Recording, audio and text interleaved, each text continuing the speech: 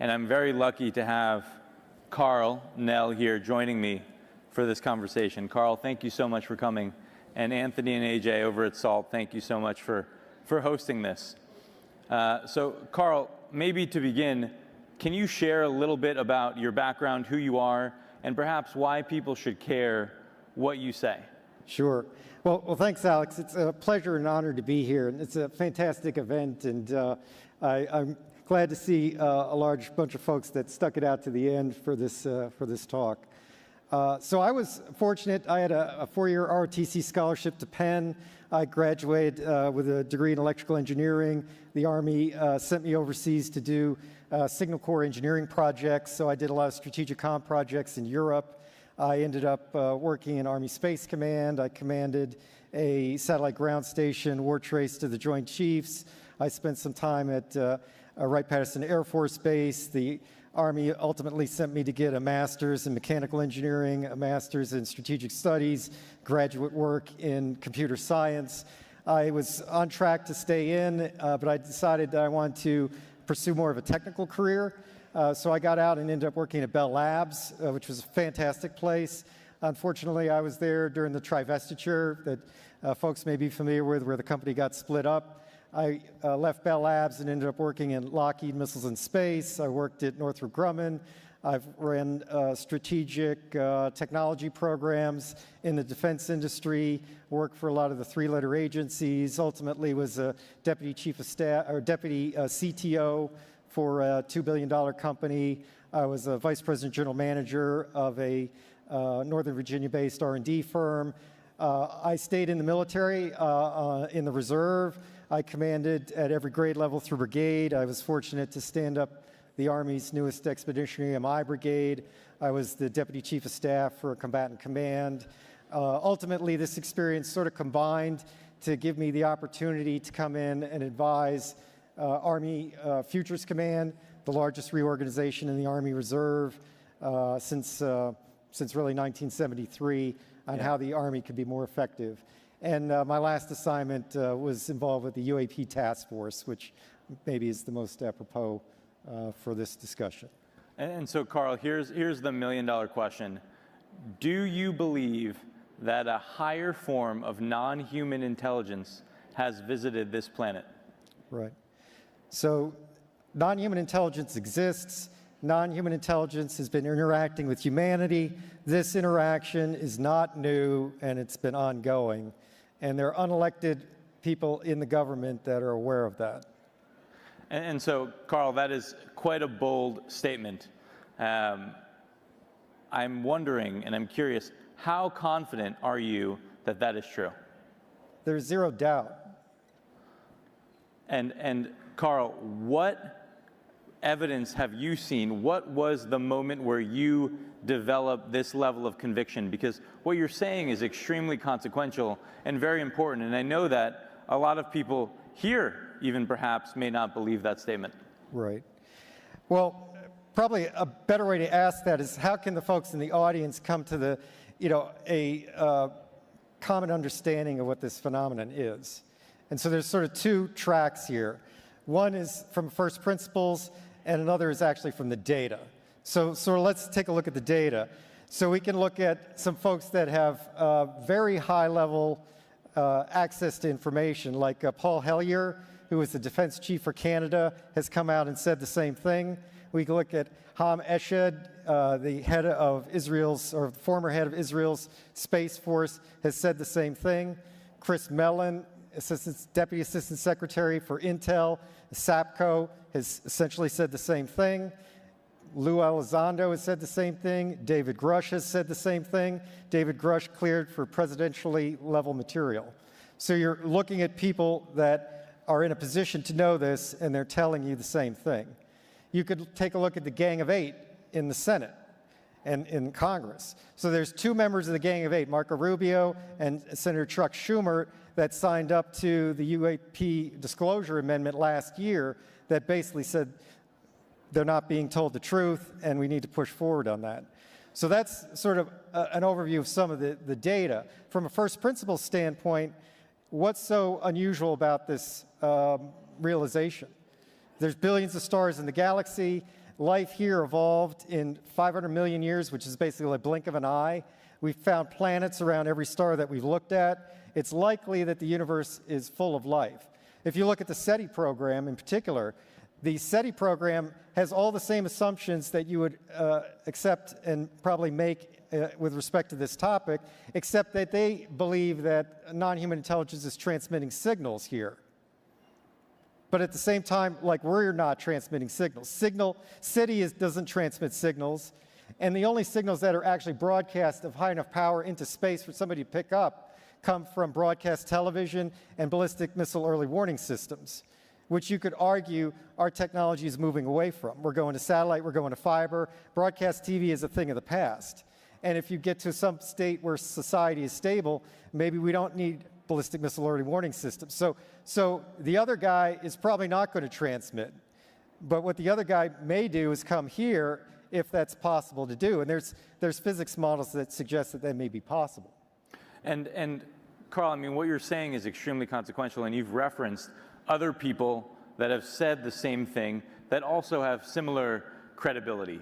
There's similar reasons for why we should believe many of these folks, yet the government itself has not formally disclosed. They've been very reluctant to do that. Why? Why do you think that is? So there's 6 basic reasons, and this, again, you could draw this out from first principles. There's a national security reason. There's the lack of a plan. There's the potential for societal disruption. There's the possibility that there's some non-public agreement. There's the potential for misdeeds and the desire to cover up misdeeds. And there's just the basic organizational intransigence and lack of priority that might be associated with the topic. So all these things are factors. The issue is that really the national security issue subsumes all the others. And so there's an opportunity maybe to contract the national security issue similarly to what was done with nuclear weapons and nuclear energy, such that nuclear energy is not necessarily classified and is available to the public. But lack of a plan and the potential for societal disruption are key ingredients that would prevent any responsible leader from coming forward with information that they don't have the means to address in a responsible way. It would be irresponsible to do that. Okay, so what you're saying is that you have absolute conviction that a higher form of non-human intelligence has visited this planet, that there are factions within our own government that know about this, yet we still don't have a plan, and they may represent a security issue. This may pose a threat to humans, yet you still believe that we should disclose. Is that right? Correct, right. So there's really 3 reasons that trump all those others. And those others are basically valid, like I said. So the first issue is the moral right. The government exists for and by the people. And so the nature of reality is fundamentally not government information. People have a right to know the world in which we live, and the pursuit of happiness requires that knowledge. So that's sort of the first kind of overarching philosophical foundation for this. But, as a corollary to that, if there are misdeeds that were done, then they need to be remediated. If there's lack of proper oversight, which is suggested by some of the whistleblowers, that needs to be remediated. So the first issue is the moral issue. The second issue is being in a reactive mode is never preferable to being in a proactive mode. So reactive mode is basically trying to prevent disclosure. But failing that, you might get a situation where you have catastrophic disclosure that creates all the problems that you were trying to prevent. So a more balanced middle path of controlled disclosure is the best way to do this, which is, again, an argument for some amount of disclosure. And the third part is simply societal advance and global competitiveness. More brain trust needs to be brought into this topic in order to make progress and to improve society.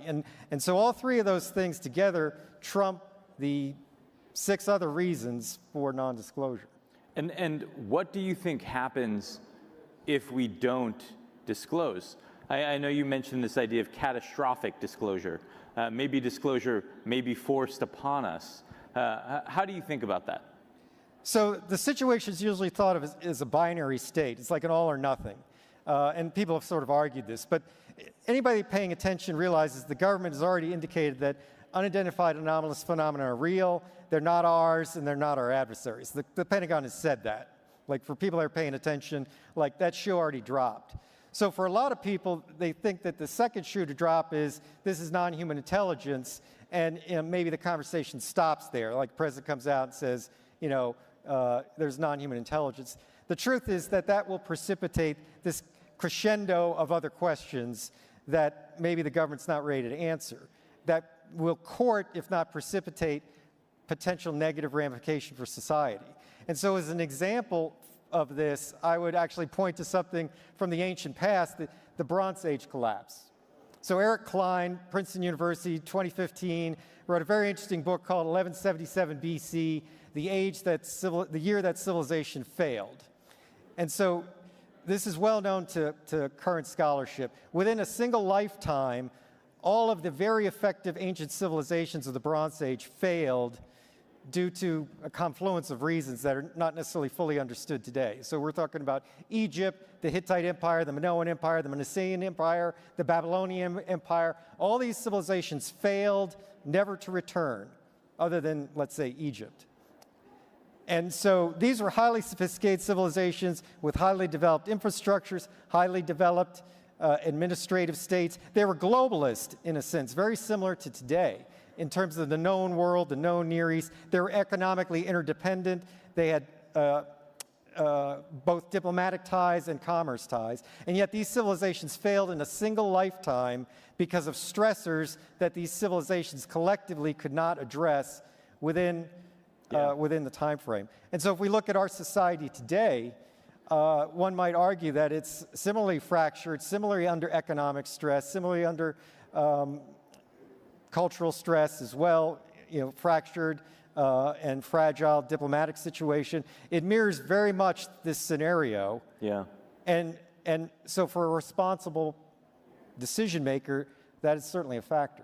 And so I guess when you say that, are you implying that perhaps we as a society may not be ready for disclosure?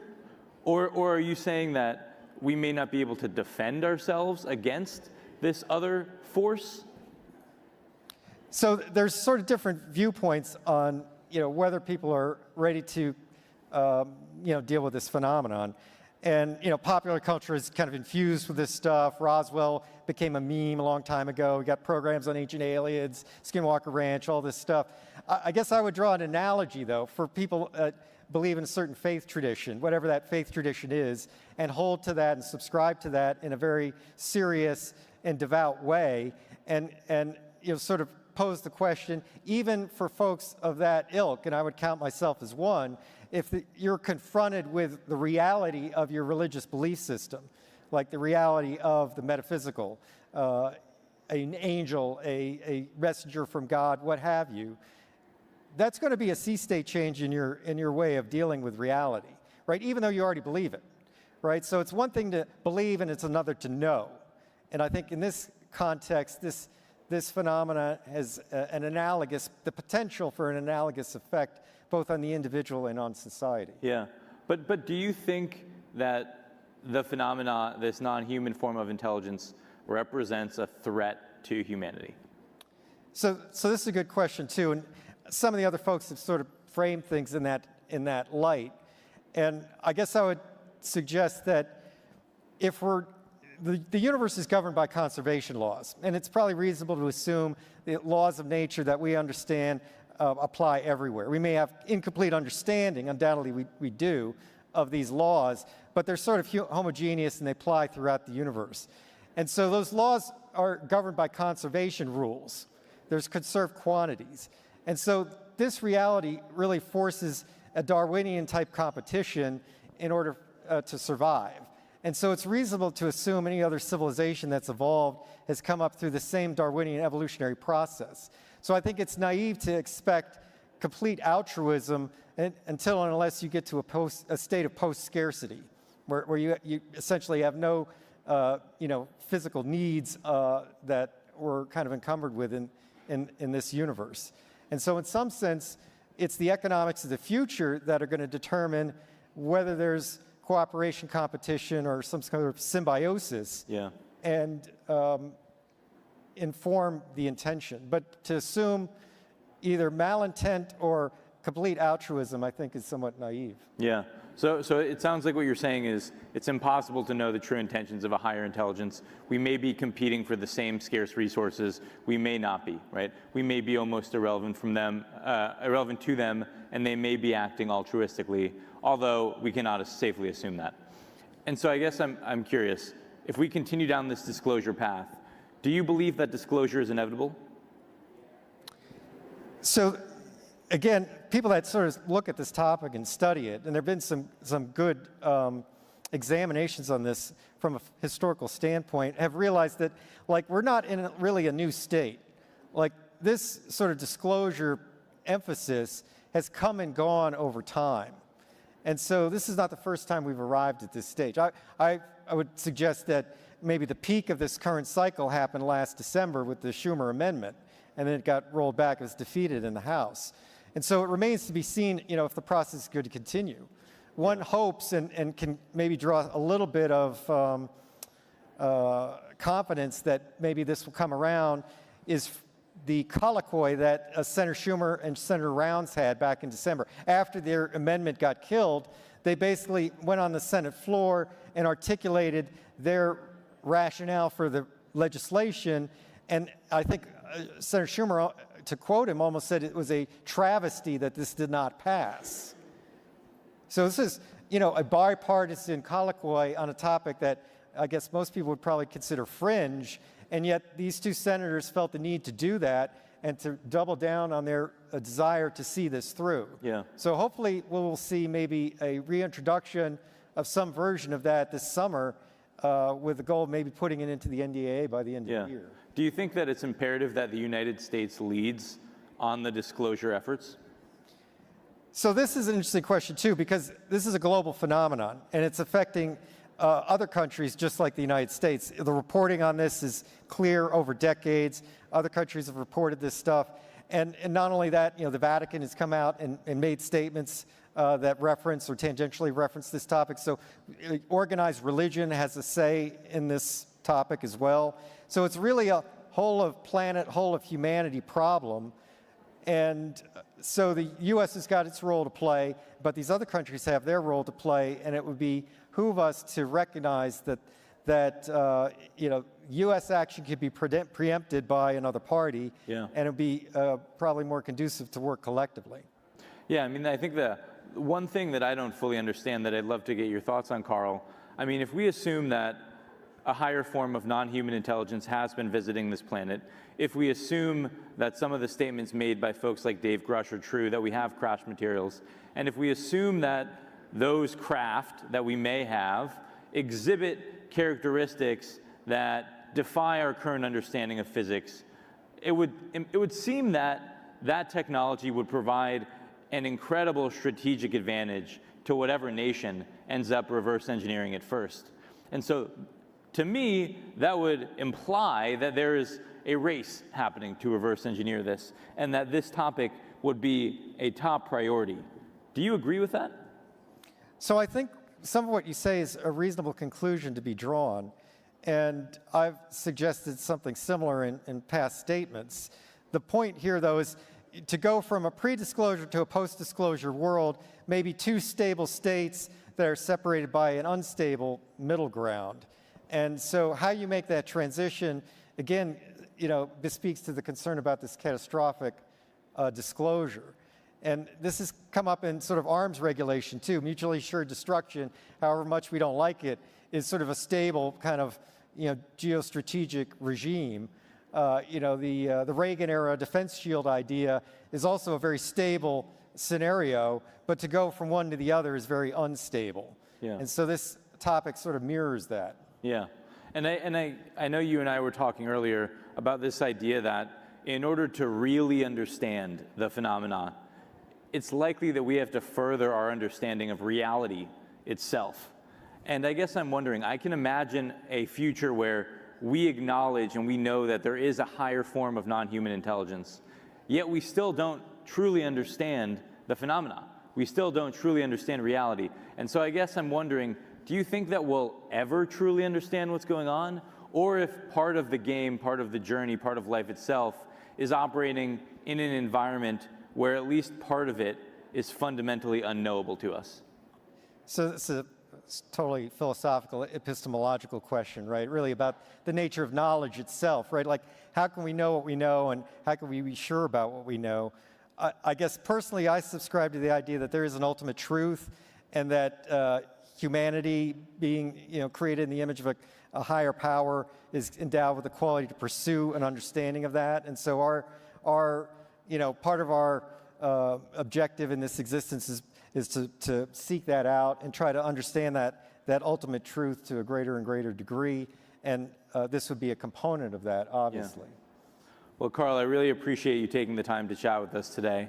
I'm hopeful and optimistic that together maybe we can move the ball forward here and further our understanding of what is really going on, because I certainly agree with you. I think it is very consequential that we figure this out. So thank you again for coming.